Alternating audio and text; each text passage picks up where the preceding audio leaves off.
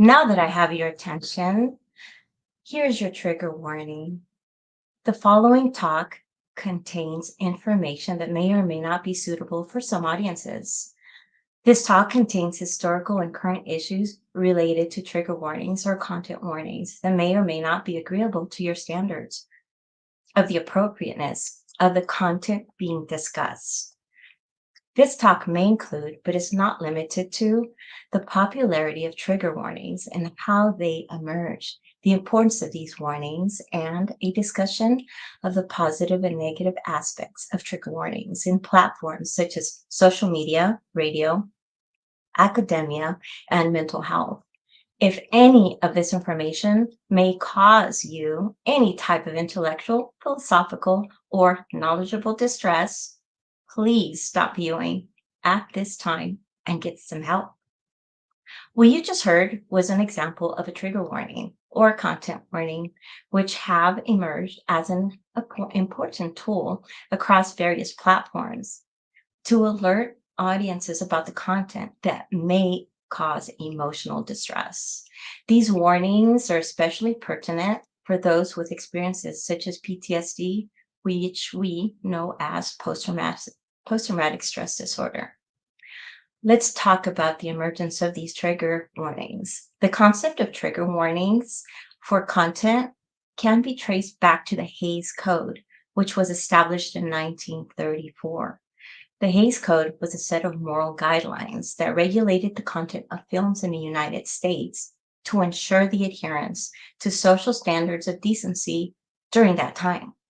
Its rules prohibited explicit content, including profanity, nudity, excessive violence, and the depiction of illegal drug use. This code dictated the portrayal of crime, morality, marriage, and sexuality in ways that did not challenge the prevailing moral values of that time.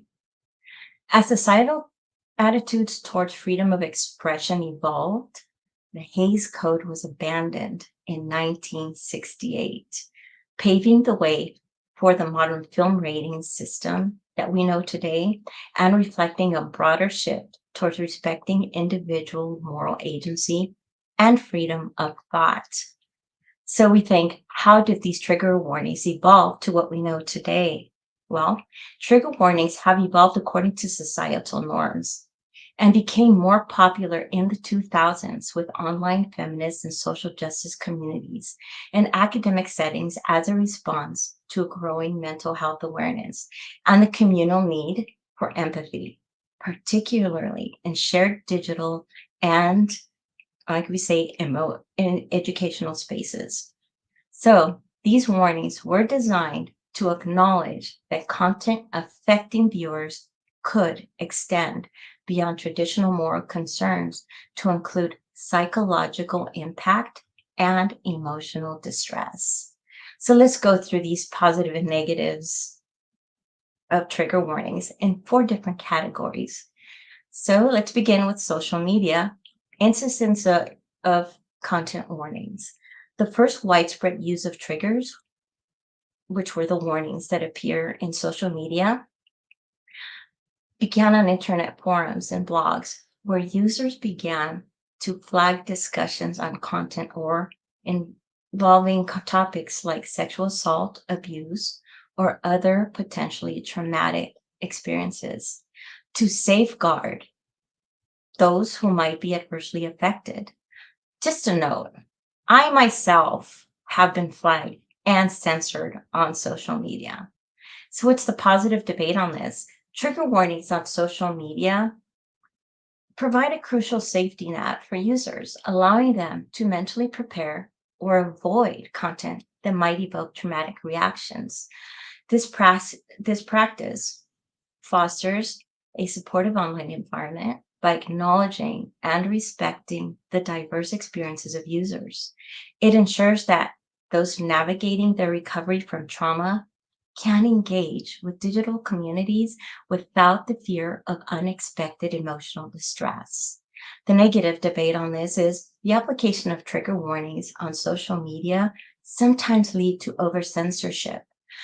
The suppression of meaningful dialogue can be crucial, When content is flagged or users are censored, it may inhibit the free exchange of ideas and discussions about important social issues.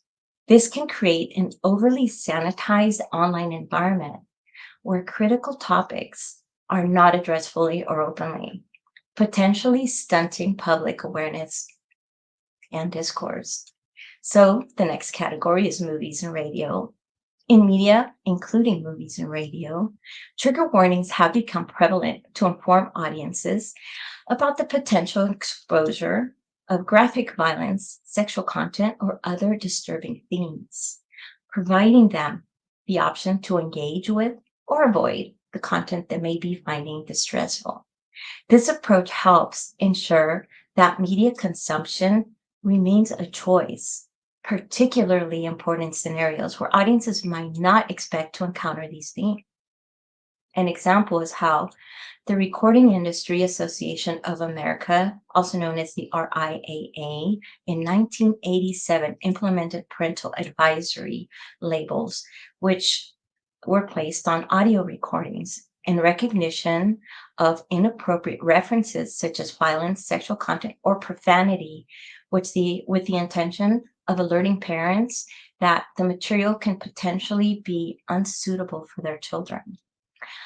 On the positive side, the benefit of trigger warnings in media is that they allow to make informed decisions about their consumption, potentially avoiding, again, distress from unexpected disturbing content.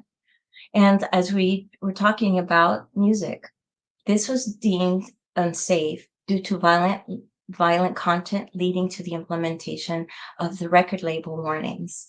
So just to give an example of that, where the graphic content may have caused distress in even younger populations. On the negative side, however, critics argue that with such warnings, this can affect negatively because they can restrict artistic expression and lead to censorship, impacting creators' ability to portray realistic or challenging themes.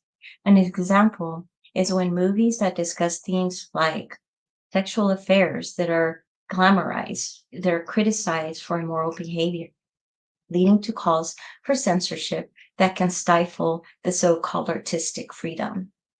In the next section, we're talking about academia.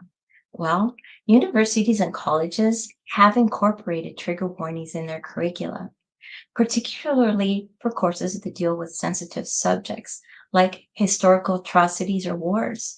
These warnings intend to safeguard the emotional well-being of students who might find detailed discussions of traumatic events disturbing. Although some argue that this can support a nurturing educational environment, others believe that this excessive use of trigger warnings in academia may impede academic freedom and the exploration or the eradication of complex topics in history. An example of this is Cornell University in March 2023 rejected a student's request for trigger warnings in historical content that talked about wars, etc. On the positive side, trigger warnings in educational settings indicate they can help students prepare or decide to avoid content that might evoke past traumas, thereby supporting their emotional and mental well-being.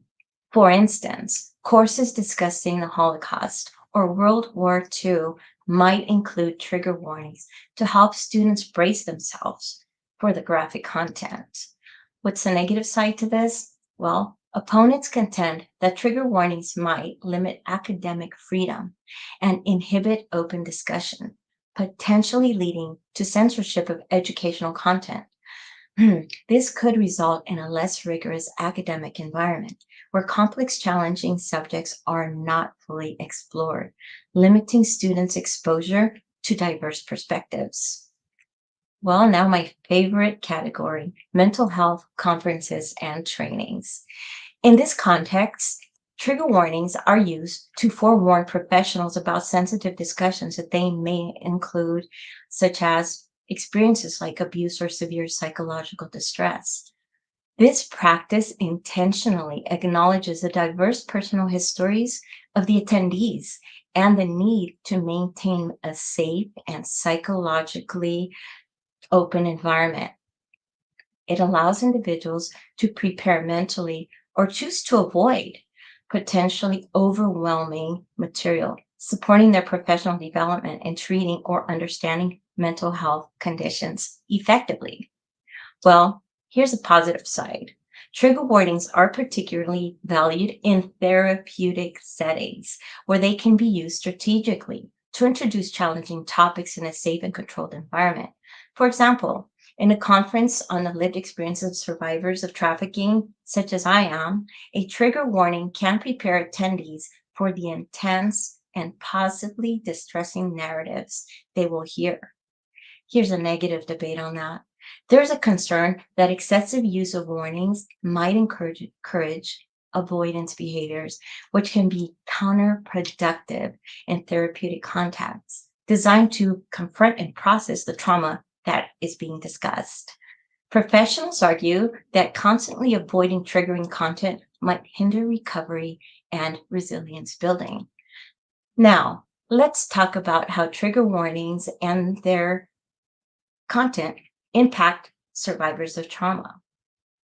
I myself have experienced the negative impact in trauma informed platforms where mental health professionals know the content may be distressing, yet they are there to learn how to help trauma survivors.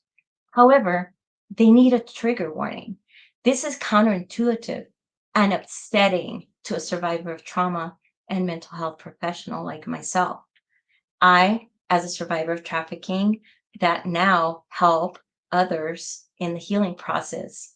Why, you may ask, would this be upsetting? Well, so you understand, let me tell you what I hear when trigger warnings are given in these platforms. Here it goes. The content you're about to hear is so inhumanely horrific that you may never unhear or unsee it. It is extremely unnatural and unbelievable that we are warning you to save yourself from this horrific content. Please run now before it's too late and you regret ever wanting to help these types of people. Well, as I sit in the audience, I feel singled out, as if I have a warning sign on my forehead indicating that I am offensive to some, while others may become distraught by my story of being a survivor of trafficking. And yes, I have experienced some of these horrible and humane content my peers in the audience are distressed about. So, yes, to me, in a trauma informed mental health platform, trigger warnings are negative. After all, the content being discussed is clear that it will be traumatic. Limiting the information is limiting the ability for these professionals to adequately and positively help people like me, the ones that live with the stigma of the trigger warning and trigger content. Therefore, I implore mental health professionals who want to help trauma survivors to accept, acknowledge, and assent to the content of traumas that survivors have lived. And if you may be potentially distressed by trigger warnings at trauma informed platforms, take a moment to think of why airline attendants say, please put your mask on first before you help others. I will leave you with this. Despite the debate surrounding their use, the implementation of trigger and content warnings is necessary for acknowledging and respecting the diverse experiences and sensitivities of audiences. Just as the Hays Code responded in the moral standards of its time, trigger warnings reflect the contemporary understanding of mental health and trauma, emphasizing empathy and care in public and private spaces. I will leave you with this as we navigate the minefield of modern sensitivities. Remember, every trigger warning comes with a hidden message. Proceed with caution slowly. Thank you.